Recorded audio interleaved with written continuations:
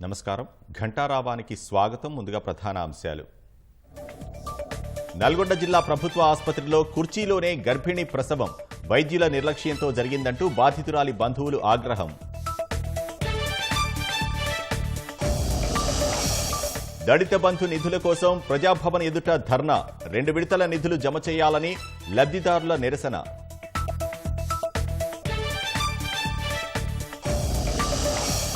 Ukraine రాజధాని Kyiv చేరుకున్న ప్రధాని మోదీ. రష్యాతో యుద్ధం నేపథ్యంలో జెలెన్స్కీతో చర్చలకు అవకాశం.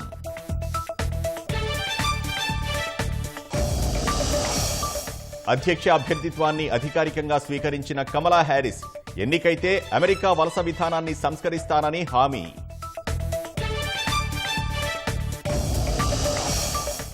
సౌదీ అరేబియాను ముంచెత్తిన వరదలు. భారీ వర్షాలకు తడిసి ముద్దైన ఎడారి దేశం.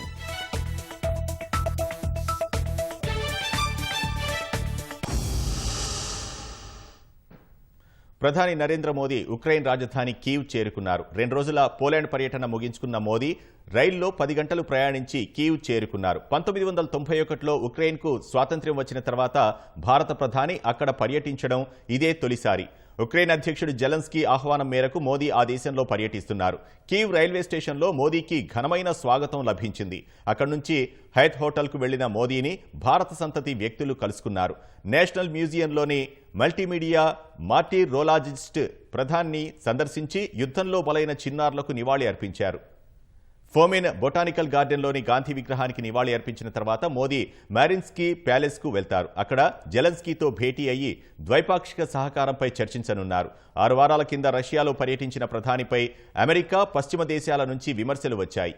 యుద్ధంలో భారత్ ఏ పక్షానికి మద్దతుగా ఉండదని, కేవలం శాంతికి మాత్రం వారధిగా పనిచేస్తుందనే సందేశం ఇచ్చేందుకు ప్రధాని ఈ పర్యటనను చేపట్టారు.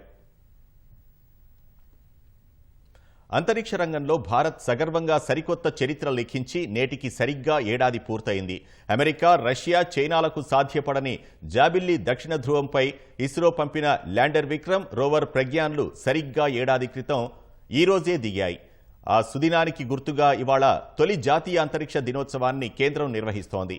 ఈ ఏడాది touching lives while touching moon India స్పేస్గా సాగా నేపథ్యంతో నేషనల్ స్పేస్ డేను నిర్వహిస్తున్నారు. ఈ సందర్భంగా ప్రధానమంత్రి నరేంద్ర మోదీ దేశ ప్రజలందరికీ శుభాకాంక్షలు తెలియజేశారు. అంతరిక్ష రంగంలో మన దేశం సాధించిన విజయాలను ఎంతో గర్వంగా ఈ రోజు గుర్తు చేసుకుంటున్నామని, మన శాస్త్రవేత్తల కృషిని ప్రశంసించే రోజు కూడా ఇదేనని ఎక్స్లో పోస్ట్ చేశారు. అంతరిక్ష రంగంలో భవిష్యత్ ప్రణాళికలపై ఎన్నో నిర్ణయాలు తీసుకున్నామని తెలుపుతూ ఓ వీడియోను పోస్ట్ చేశారు. అధ్యక్షురాలిగా ఎన్నికైతే అమెరికా వలస విధానాన్ని సంస్కరిస్తానని డెమోక్రాట్ల అభ్యర్థి కమలా హ్యారిస్ హామీ ఇచ్చారు. ఉక్రెయిన్, నాటో కూటమి దేశాలకు అండగా ఉంటామని వెల్లడించారు. అధ్యక్ష అభ్యర్థిత్వాన్ని అధికారికంగా స్వీకరిస్తూ డెమోక్రటిక్ నేషనల్ కన్వెన్షన్లో ప్రసంగించిన ఆమె ప్రత్యర్థి ట్రంప్పై విరుచుకుపడ్డారు. ట్రంప్ నిబద్ధత గల నాయకుడు కాదని, ఆయన మళ్లీ శ్వేతసౌధంలోకి అడుగు పెడితే పరిణామాలు చాలా తీవ్రంగా ఉంటాయని అమెరికన్లను హెచ్చరించారు. 2020లో ఎలక్షన్లో ఓడినప్పుడు ఫలితాలను తారుమారు చేసేందుకు క్యాపిటల్ హిల్స్కు సాయుధ గుంపును పంపి అధికారులపై దాడి చేయించారని గుర్తు చేశారు. రచయిత్రి కరోల్ను ట్రంప్ లైంగికంగా వేధించారని, శృంగారతారకు చట్టవిరుద్ధంగా డబ్బిచ్చి దొరికిపోయారని వివరించారు. తాను అధికారంలోకి వస్తే 21వ శతాబ్ది విజేతగా అమెరికాను నిలుపుతానని హామీ ఇచ్చారు. ఎట్టి పరిస్థితుల్లో చైనాకు ఆ అవకాశం ఇవ్వబోనని ధీమా వ్యక్తం చేశారు. అమెరికాను మరింత బలోపేతం చేస్తామని, ప్రపంచ నాయకత్వాన్ని వదులుకోబోమని తెలిపారు. కమలా హ్యారిస్ వ్యాఖ్యలపై ట్రూత్ సోషల్ మీడియా వేదికగా ట్రంప్ స్పందించారు. కమలా ఉపాధ్యక్షురాలిగా 3 ఏళ్లలో దేశానికి హాని తప్ప మరేం చేయలేదని విమర్శించారు. ఆమె నా గురించి మాట్లాడుతోందా అని ట్రంప్ ప్రశ్నించారు. గతంలో ఇచ్చిన హామీలను కూడా కమలా నెరవేర్చలేదని మండిపడ్డారు. Morgan Stanley bank international chairman Jonathan bloomer మృతి చెందారు. ఆయన సతీమణి జూడీ సైతం ప్రాణాలు కోల్పోయారు. ఇటీవల సిసిలీ వద్ద సముద్రంలో జరిగిన బేజియన్ అనే విలాసవంతమైన సూపర్ యాట్ ప్రమాదంలో ఆయన మృతి చెందినట్లు అధికారులు నిర్ధారించారు. జొనాథన్ బ్లూమర్తో పాటు ఆయన సతీమణి జూడీ సైతం ప్రాణాలు కోల్పోయారు. అటానమీ కార్పొరేషన్ వ్యవస్థాపకుడు మైక్ లించ్ సైతం ఇదే ప్రమాదంలో దుర్మరణం పాలయ్యారు. బుధవారం గజ ఈతగాళ్లు వీరి మృతదేహాలను వెలికితీశారు. 56 మీటర్ల పొడవున్న బేజియన్ అనే విలాసవంతమైన పడవలో మొత్తం 22 మంది ప్రయాణించారు. సోమవారం తీవ్రమైన సుడిగాలి కారణంగా పడవ బోల్తా పడింది. ప్రమాదం నుంచి 15 మందిని కాపాడారు. ఓ సాఫ్ట్వేర్ను దొంగిలించారన్న కేసులో మైక్ లించ్ నిర్దోషిగా తేలడంతో సన్నిహితులతో కలిసి ఆయన ఈ ట్రిప్ను ప్లాన్ చేశారు. బ్లూమర్ ఈ కేసులో సాక్షిగా ఉన్నారు. థాయిలాండ్లో చిన్న ప్యాసింజర్ విమానం కుప్పకూలింది. ఈ దుర్ఘటనలో పైలట్లతో సహా మొత్తం 9 మంది చనిపోయినట్లు అక్కడి మీడియా వెల్లడించింది. చాచో యంగ్సావో ప్రావిన్స్లోని మడ అడవుల్లో చిత్తడి నేలల్లో విమానం ప్రమాదానికి గురైంది. బ్యాంకాక్ నుంచి 275 కిలోమీటర్ల దూరంలో ఉన్న ట్రాడ్కు వెళ్తుండగా ఘటన చోటు చేసుకుంది. సువర్ణభూమి విమానాశ్రయం నుంచి టేకాఫ్ అయిన 11 నిమిషాలకే విమానానికి ఎయిర్ ట్రాఫిక్ కంట్రోల్ రాడార్లతో సంబంధాలు తెగిపోయాయని పౌర విమానయాన ప్రకటన విడుదల చేసింది. విమానాశ్రయం నుంచి 35 కిలోమీటర్ల దూరంలో విమాన శిథిలాలు లభ్యమయ్యాయని తెలిపింది.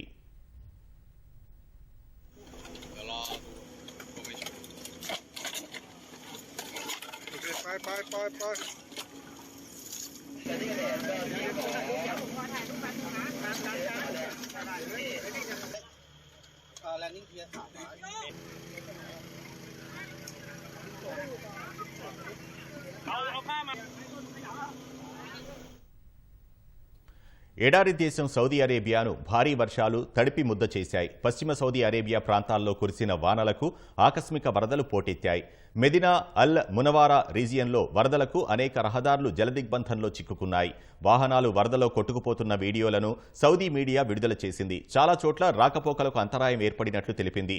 మెదినా అల్ హనాకియా ఖాయ్బార్ ప్రాంతాల్లోనూ వానలు దంచికొట్టాయి. ఆయా చోట్ల ఉరుములతో కూడిన వర్షాలు, వడగళ్లు, ఈదురుగాలులు, ఆకస్మిక వరదలు సంభవించే అవకాశం ఉందని ఆ దేశ జాతీయ వాతావరణ కేంద్రం ప్రజలను అప్రమత్తం చేసింది.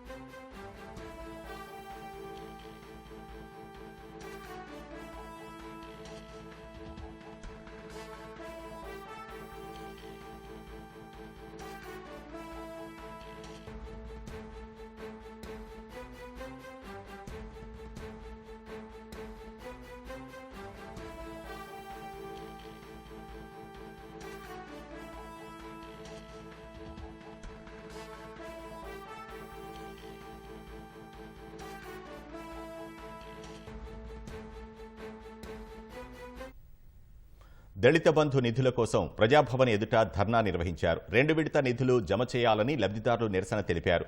నిధులు విడుదలైనా ఖాతాల్లో జమ కాలేదని, వెంటనే జమ చేయాలని డిమాండ్ చేశారు. దళిత బంధు సాధన సమితి ఆధ్వర్యంలో ఆందోళన చేపట్టారు. నిధులు విడుదల చేయకుంటే ఉద్యమాన్ని మరింత ఉధృతం చేస్తామని హెచ్చరించారు.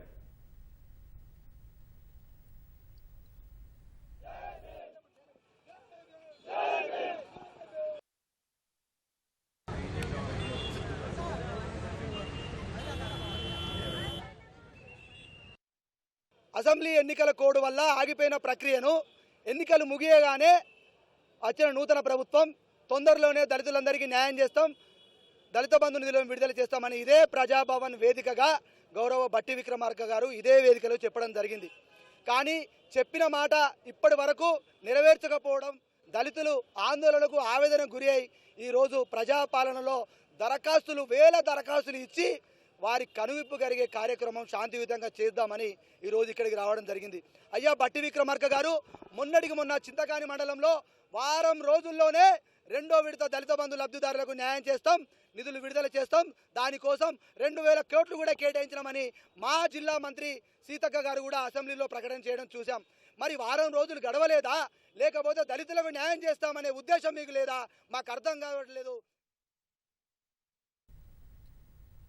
ఎన్నికల ప్రచారంలో రుణాల పేరుతో రైతులను రేవంత్ రెడ్డి తీవ్రంగా మోసం చేశారని నిజామాబాద్ ఎంపీ అరవింద్ మండిపడ్డారు. రాష్ట్ర ప్రజలకు ఇచ్చిన మొదటి హామీ అమల్లోనే కాంగ్రెస్ ప్రభుత్వం విఫలమైందన్నారు. రైతులను మోసం చేసినందుకే కేసీఆర్ను ప్రజలు గద్దెదించారన్న అరవింద్ ఎలాంటి షరతులు లేకుండా తక్షణమే రుణమాఫీ చేయాలని డిమాండ్ చేశారు. రేపు ఆర్మూర్లో రైతులు నిర్వహించే ధర్నా కార్యక్రమానికి పూర్తి మద్దతుంటుందని స్పష్టం చేశారు.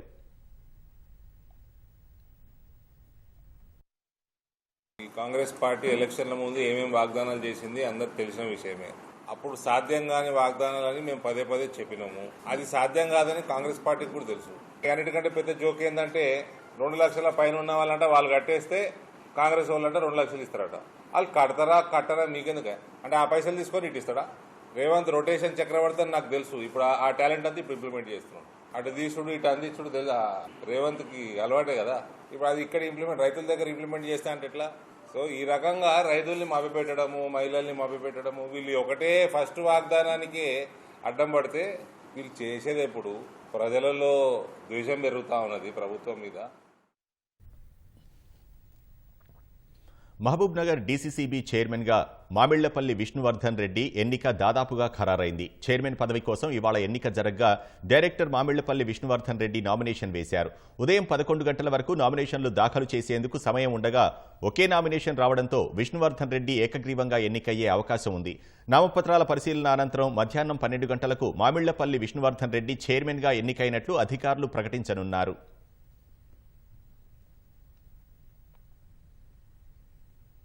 వరంగల్లో పారిశుధ్య కార్మికుడికి ఓ తుపాకీ దొరికింది. ఎంజీఎం కూడలిలో తుపాకీని గుర్తించిన కార్మికుడు నగరపాలక సంస్థ కమిషనర్కు అప్పగించాడు. కమిషనర్ పోలీసులకు గన్ లభించిన విషయాన్ని తెలియజేశారు.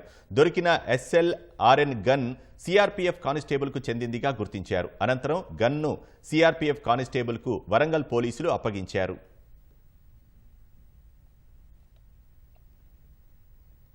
ఢిల్లీ మద్యం కుంభకోణం సిబిఐ కేసులో ప్రధాన నిందితుడిగా ఉన్న సీఎం కేజ్రీవాల్కు సుప్రీంకోర్టులో మళ్లీ చుక్కెదురైంది.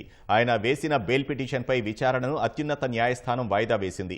ఇవాళ కేజ్రీవాల్ బెయిల్ పిటిషన్పై జస్టిస్ సూర్యకాంత, జస్టిస్ ఉజ్జల్ భుయాన్తో కూడిన ధర్మాసనం విచారణ చేపట్టింది.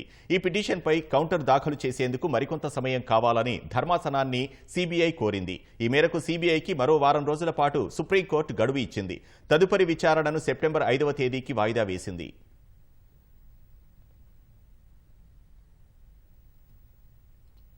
నాగార్జున సాగర్ జలాశయం నిండుకుండలా ఉన్న వరద కాల్వ చివరి భూములకు సాగునీరు అందడం లేదు. అధికారులు, ప్రజాప్రతినిధులు నిర్లక్ష్యంతో సాగునీరు అందడం లేదని రైతులు ఆవేదన వ్యక్తం చేస్తున్నారు. వరద కాల్వ పొడవునా అక్రమంగా తూములు ఏర్పాటు చేయడంతో చివరి భూములు వరకు సాగునీరు రావడం లేదని రైతన్నలు ఆందోళన చెందుతున్నారు. నాగార్జున సాగర్ జలాశయంలో నీరు పుష్కలంగా ఉన్నా లో లెవెల్ వరద కాల్వకు నీటి జాడలేదు. నల్గొండ జిల్లాలోని చెరువుపల్లి, మాడ్గులపల్లి, దాచారం, ఇందుగుల, మర్రిగూడెం, తోపుచెల్ల గ్రామాల పరిధిలోని పొలాలకు సాగునీరందించేందుకు సాగర్ నుంచి 600 క్యూసెక్కుల నీటిని విడుదల చేసేందుకు లో లెవెల్ వరద కాల్వను ఏర్పాటు చేశారు. కాల్వ నిర్వహణ సరిగా లేక అధికారులు పట్టించుకోకపోవడంతో మొత్తం కంప చెట్లు, ముళ్లపొదలు, రాళ్లు పేరుకుపోయి నీరు కిందకు రావటం లేదు. చివరి గ్రామాల్లో సాగునీరందక భూగర్భ జలాలు లేక పంట పొలాలు ఎండిపోతున్నాయని రైతులు వాపోతున్నారు. తమకు సాగునీరివ్వాలని ఇటీవల మాడ్గులపల్లి మండల కేంద్రంలోని అద్దంకి నార్కెట్పల్లి రహదారిపై రైతులు ధర్నా చేసినా ఇప్పటి వరకు అధికారులు స్పందించలేదు.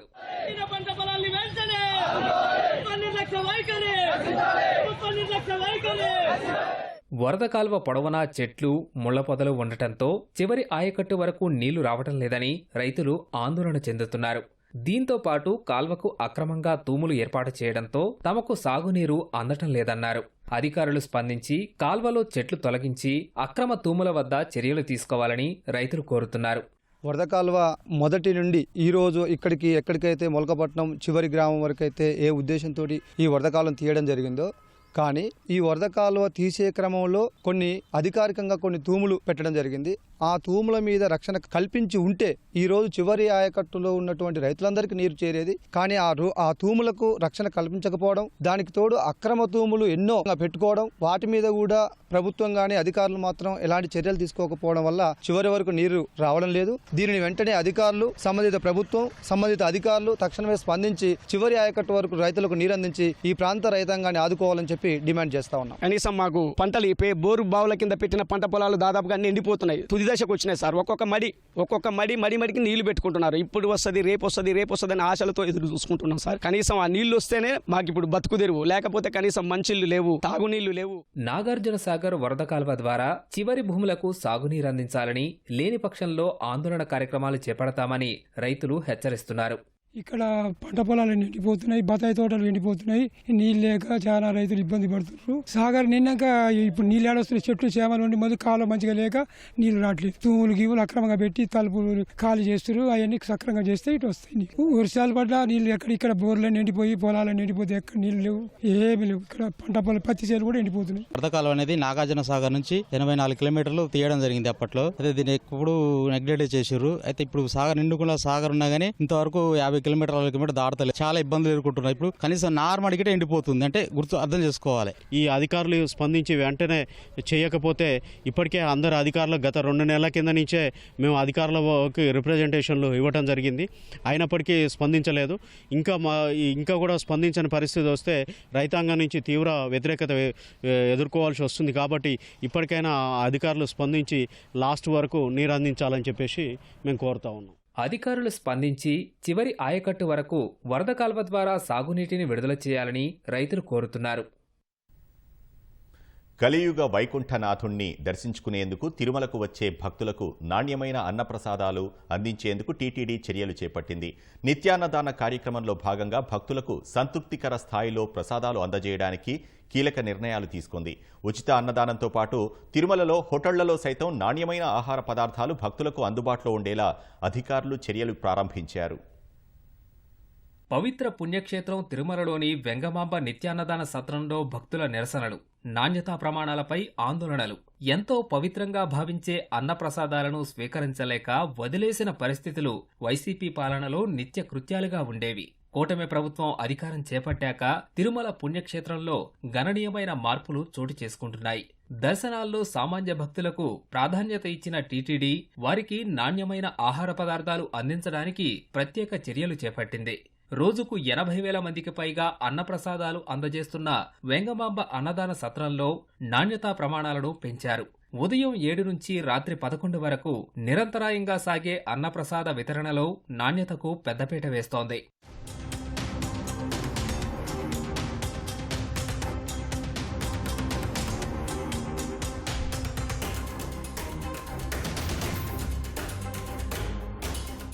ఈవో శ్యామలరావుతో పాటు అదనపు ఈవోగా ఇటీవల బాధ్యతలు చేపట్టిన వెంకయ్య చౌదరి అన్నప్రసాదాల నాణ్యతపై ప్రత్యేక దృష్టి సారించారు. వెంగమాంబ అన్నదాన సత్రంలో అన్నప్రసాద వితరణలో కీలక నిర్ణయాలు తీసుకుంటున్నారు. ఉదయం 7 గంటల నుంచి రాత్రి 11 గంటల వరకు అల్పాహార వితరణ సాగుతోంది. గతంలో రాత్రి 10 గంటలకే నిలిపివేయడంతో పాటు నాణ్యత లోపించిన ఆహారాన్ని, ఒకే రకమైన పదార్థాలను అందజేసేవారు. కొత్త ప్రభుత్వం అధికారంలోకి వచ్చాక నాణ్యత పెంచడంతో పాటు ఆహార పదార్థాల సంఖ్యను పెంచారు. మధ్యాహ్నం 12 గంటల నుంచి సాయంత్రం 5 వరకు చేసే అన్నదానంలో మార్పులు చేశారు. అన్నదానానికి ముడిసరుకులు విరాళంగా ఇచ్చే దాతలతో సమావేశం నిర్వహించి నాణ్యమైన సరుకులు ఇవ్వాలని కోరడంతో పాటు బియ్యం సరఫరాదారులకు నాణ్యమైన బియ్యం ఇవ్వాలని ఆదేశాలు జారీ చేశారు. దీంతో వెంగమాంబ అన్నదాన సత్రంలో అన్నప్రసాదాల నాణ్యత గణనీయంగా పెరిగింది. వెంగమాంబ అన్నదాన సత్రంలో చోటు చేసుకున్న మార్పులపై భక్తులు హర్షం వ్యక్తం చేస్తున్నారు. సో ఇంట్లో ఎట్లా ఉందో ఫుడ్ హోమ్లీ ఫుడ్ లానే ఉంది. ఇంకా మా పిల్లలు కూడా వచ్చారు, మా పిల్లలు కూడా బాగా ఎంజాయ్ చేస్తారు ఫుడ్. గతంలో పోల్చుకుంటే భోజనం మెత్తగా కానీ ఏదో కూరలు కట్టి సరిగ్గా బాగాలేదు. కూటమి వచ్చిన తర్వాత కూరలు అన్నీ కూడా బాగున్నాయి. బయట భోజనం కంటే కూడా ఇక్కడ అన్న సమారాధన చాలా బాగుంది. అందరూ కూడా చాలా తృప్తిగా భోజనం చేసి వెళ్తున్నారు. చాలా సంతోషంగా ఉన్నారు అందరూ కూడా. అంతా బాగా ఉంది. అందరూ బాగా భోజనంగా తిరుపతిగా తింటా ఉంటారు. ఫుడ్ కూడా చాలా హైజీనిక్గా అండ్ చాలా నీట్గా ఉంది. ఎవ్రీథింగ్ కూడా టేస్టీగా ఉందని డెలిషియస్గా ఉన్నాయి పాస్తో పోల్చుకుంటే. ఈ టీటీడీ దేవస్థానంలో ఏ వ్యవస్థలో కూడా అన్నీ మంచిగానే ఉన్నాయి. గతంలో కంటే ఈసారి బాగుంది. సాంబారు కానీ, చట్నీ కానీ, కర్రీస్ కానీ అన్ని విధాలుగా బాగున్నాయి. నేను ఏప్రిల్లో సేవకు వచ్చాను. అప్పుడు ఫుడ్ అది కానీ అస్సలు బాగాలేదు. అసలు మజ్జిగ అయితే నీళ్లు పోసినట్టుంది. అన్నం కూడా అస్సలు బాగాలేదు. ఇవాళ పెరుగులా ఉంది, చాలా బాగుంది. బియ్యం రైస్ కూడా చాలా బాగున్నాయి. ఫుడ్ చాలా కొంచెం మనుషులకు కూడా మర్యాద ఇస్తున్నారు. గతంలో రైస్ చూస్తే కొద్దిగా మెత్తగా ఉంటుండే, ఇప్పుడు సన్న బియ్యం పెట్టారు. చాలా బాగుంది, అద్భుతంగా ఉన్నాయి. గతంలో సాంబారు ఆ గుమ్మడికాయలతో ఏదో చేసేవాళ్ళు, అది కొద్దిగా భక్తులకు ఇబ్బందిగా ఉండే. ఇప్పుడు చాలా చక్కగా పప్పు కానీ కర్రీ కానీ అన్నీ బాగున్నాయండి. మేము ఎవ్రీ ఇయర్ కంపల్సరీ వస్తాము. మన వెంగమాంబలో కంపల్సరీ ఇక్కడ అన్నం భోజనం చేస్తాం. గతం కంటే మంచిగా ఉంది రైస్.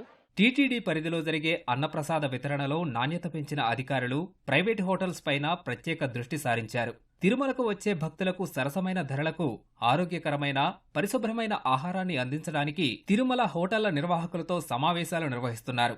ఫుడ్ సేఫ్టీ నిర్దేశించిన ప్రమాణాలు పాటించాలని, హోటళ్లలో పరిశుభ్రత, ఆహార పదార్థాల నిల్వ విధానాల్లో జాగ్రత్తలు పాటించాలని ఆదేశించారు.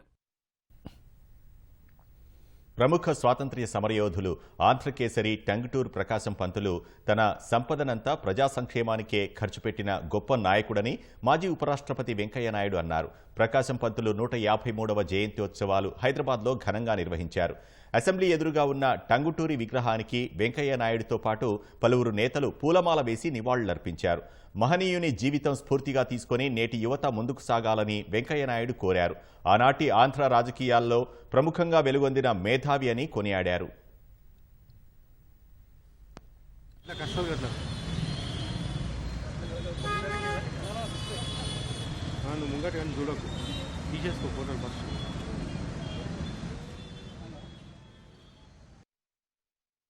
ఆయన తన సంపాదనంతా కూడా ప్రజా సంక్షేమానికే ఖర్చు పెట్టి ఆఖరకు సామాన్యుడిగా మిగిలిపోయారు. అలాంటి యొక్క మహనీయుడి యొక్క జీవితం మనందరికీ ఆదర్శప్రాయం. నేటి యువత ఆ మహనీయుడి జీవితం నుంచి స్ఫూర్తి తీసుకొని దేశభక్తితో సామాజిక చైతన్యం కలిగి సమాజాన్ని ముందుకు తీసుకెళ్లడంలో అందరూ కూడా కలిసి నడవాల్సిన అవసరం ఎంతో కూడా ఉంది.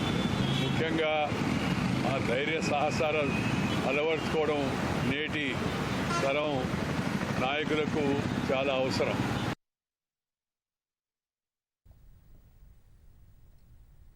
నల్గొండ జిల్లా ప్రభుత్వ ఆసుపత్రిలో ఓ గర్భిణి కూర్చున్న చోటే ప్రసవించింది. పురిటి నొప్పులతో నేరేడుగుమ్మకి చెందిన అశ్విని అనే గర్భిణి ప్రసవం కోసం దేవరకొండ ప్రభుత్వ ఆసుపత్రికి వెళ్లింది. అక్కడి వైద్య సిబ్బంది నల్గొండ వెళ్లాలని సిఫార్సు చేశారు. నల్గొండ ఆసుపత్రికి గర్భిణి రాగా ప్రసవానికి ఇంకా సమయం ఉందని, వరండాలో నడవాలని వైద్యులు సూచించారు. నడిచి బయట వరండాలో కుర్చీలో కూర్చోగా అలాగే ప్రసవం అయిందని కుటుంబ సభ్యులు తెలిపారు. ఘటనపై జిల్లా అదనపు కలెక్టర్ పూర్ణచందర్ వివరాలు తెలుసుకున్నారు. విచారణ అనంతరం చర్యలు తీసుకుంటామని చెప్పారు.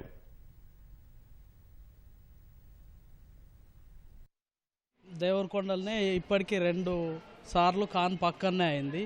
ఈసారి కూడా అక్కడనే అవుతుందని మేము అక్కడికి వెళ్ళాం. ఆ వైద్యులు నిద్రమత్తులో ఉండి ఇక్కడికి వాళ్ళు ఏమాత్రం చెక్ చేయకుండా డైరెక్ట్ నల్గొండకు వెళ్ళమని అంబులెన్స్ డ్రైవర్ కూడా అడిగిండు, మీరు చెక్ చేశారా అంటే ఆ చెక్ చేశాము. ఏం చెక్ చేశారంటే అన్ని నో అని పెట్టి ఒక స్లిప్ రాసి ఇక్కడికి పంపించారు. ఇంజక్షన్లు ఇచ్చిర్రు. బయట నొప్పులు వస్తున్నా కానీ వాకింగ్ చేయి, ఇంకా నీకు టైం ఉంది అని అన్నది.